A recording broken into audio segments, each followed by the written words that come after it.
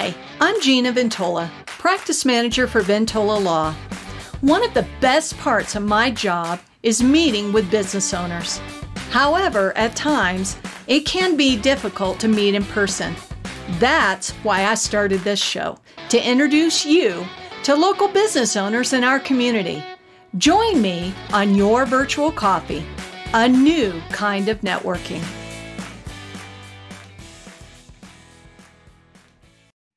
Hey everybody, welcome to Your Virtual Coffee, the web show that connects you to local business owners in the Denver area. I am so pleased today to have the wonderful Kendall Prine. She is the Vice President of Business Development for Canavan Syddall Associates. Her firm provides accounting services and solutions for business owners. Kendall, welcome to my show. Thank you for having me, Gina. I'm excited to be here, and I always love talking to you. So, well, thank you, and likewise. So let's just kick it off. Let's learn a little bit about you. So where did you grow up? Yeah, so I grew up in Council Bluffs, Iowa, which sometimes if you see me out and about town, I might say that I'm from Omaha, Nebraska, because Council Bluffs is a metro of Omaha, and people tend to know what Omaha is more than Council Bluffs. Yeah. I've been in Denver for about 5 years now, though.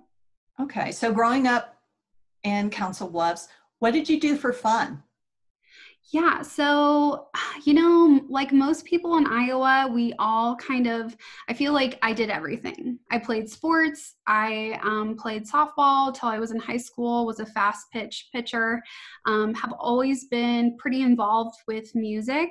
I did select choir in middle school, and then when I got to high school, did high school choir and then show choir, and then did the plays and all that good stuff. So when you were in choir, were you an alto or soprano? I floated between soprano 2 and alto. I have a pretty high range, which is really funny, I think. We could spend this entire show just talking about singing, but I'm not sure others will want to know about that. But I also have a long history with choirs and vocal lessons and things like that. Mm-hmm. So you're the Vice President of Business Development for your firm. So what is it about business development that intrigues you? Yeah, it's a really good question. I think a lot of salespeople, I just kind of found myself in this position. A long time ago, my very first job was actually selling jewelry, and I was hired to work in the office, like do administration stuff, which they quickly found out was like, no, that is not where that girl belongs. I talk too much. I really love human connection. Human connection has always driven me, and so I think a little bit different than a lot of salespeople is like, I used to sell with another girl who was really hardcore into sales, and she would be closing. And I would be, yeah, but like, how's your mom doing? I always would want to really build a strong rapport with people, get to know them at their core. One, to find out if they would be a good fit for, my services of whatever I was doing. And two, because I genuinely care. I want to get to know you. I want to call you on your birthday. I want to know, what you're doing this weekend, what's your favorite beer, what kind of whiskey you drink. I'm really driven by human connection in general. And so with your human connection that you crave, and I also do business development, and I definitely agree with everything you just said, because it's, building relationships that lead to referrals, I think is pretty crucial in the business development world versus selling. Would you agree with that? I would 100% agree, especially the way I want to do business and the way I want to conduct business and who I am referring to. So how do your firm work with business owners when it comes to accounting services? Yeah, so we have 7 associates that work full-time at our firm. Kaylee Canavan is the president, and our vice president is Gary Syddall. They're both enrolled agents, and then we have other full-time associates, and we are full service. So my main job is to go and find small businesses, small to medium-sized businesses, depending on what your definition is, and build subscription packages for your day-to-day accounting. So think bookkeeping, think sales tax, small payroll accounts, tax preparation, accounts payable, accounts receivable, and then this time of year, tax returns. So you can offer as much or as little as a local business might need. Exactly. We want to, you know, work with you in a way that is going to make your job better. So you feel like I can go out and sell more. I can go out and manage or hire people more. And I know that this part of my accounting is taken care of. I don't have to worry about it. So there are other CPA firms out there. Mm-hmm.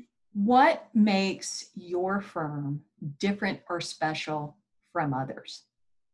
Great question. So I think a lot of, well, I will say what is unique about our firm that I pride ourselves on is service first.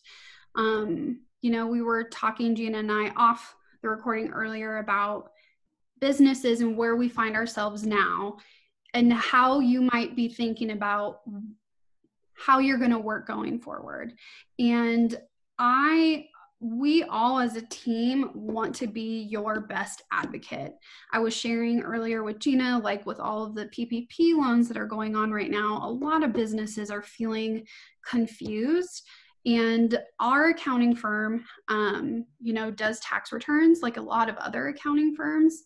But what probably advantage we have is me in this situation where our accountants are so busy trying to work and put out tax returns, and I'm helping mediate the information to how to get your PPP loan, how we're going to track your SBA financing and your bookkeeping, and, you know, talking people off the ledge sometimes, or just, you know, we just want you to know that we're not alone during this time. And luckily that alleviates some of the pressure of my associates to be constantly talking to clients while they're trying to do the work, you know, efficiently and accurately.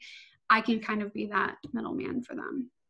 So you bring up an interesting point because there is a lot of information about loans out there for business owners. Mm-hmm.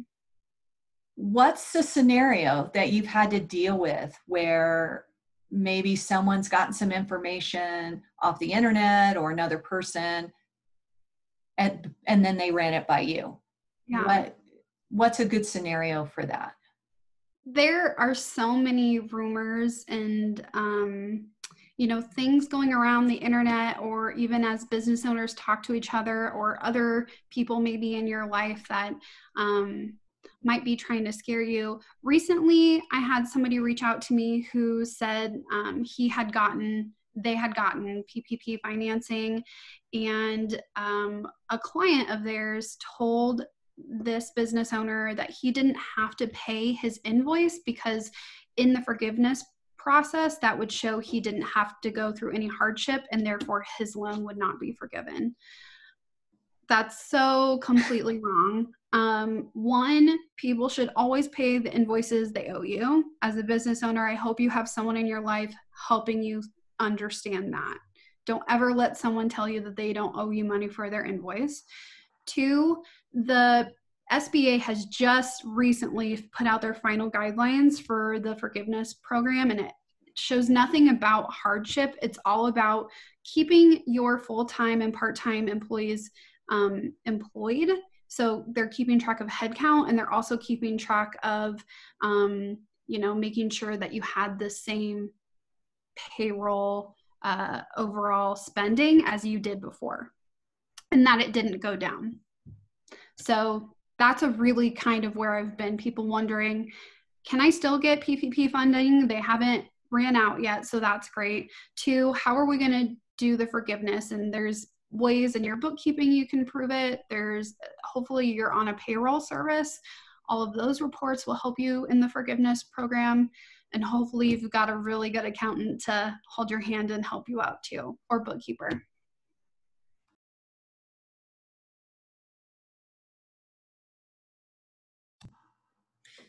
Now, Kendall, let's talk about power partners. And while we're here to let the audience know, power partners are other businesses who target your client but are not your competition. So they are great referral partners.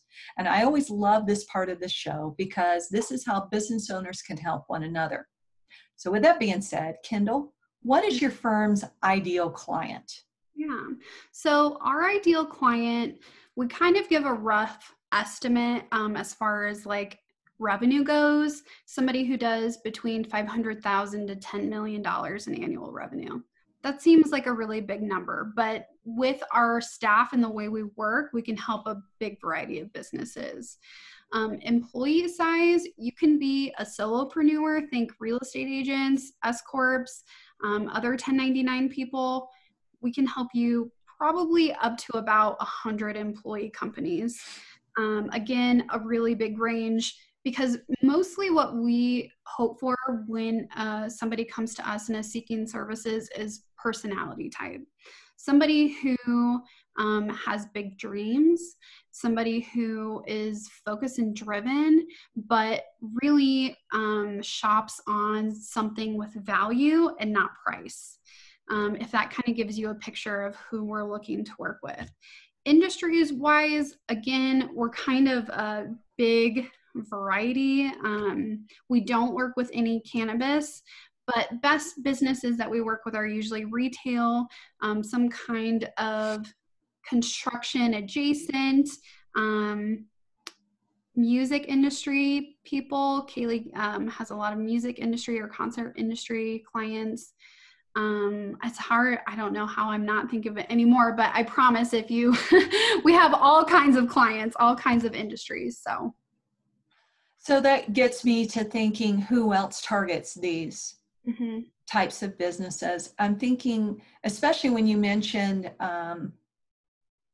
as far as construction or equipment and stuff like that, I'm thinking business bankers because they have to finance it. I think also perhaps even an HR or a PEO, professional employment organization, would probably be a good power partner for you. But I think there are others out there, and I will go through my online CRM to see who I know in those fields that I can introduce you to. That's great, Gina. Thank you. Another one that I might just want to throw out there would be some kind of business coach, like somebody who's doing probably more operational business coaching, who knows that probably this person needs help producing the accurate reports for them to do their job better, or better bookkeeping, better tax preparation, those kinds of things. Or maybe, hey, I'm getting audited. Yeah. Sure. Kind of question. You hear that and it's like, oh, we can help you with that. Yeah.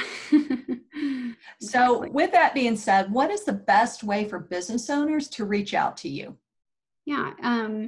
Email always works best. Probably a best or another first point of contact would be LinkedIn, connecting me with LinkedIn. Kendall Prine, you can find me on there.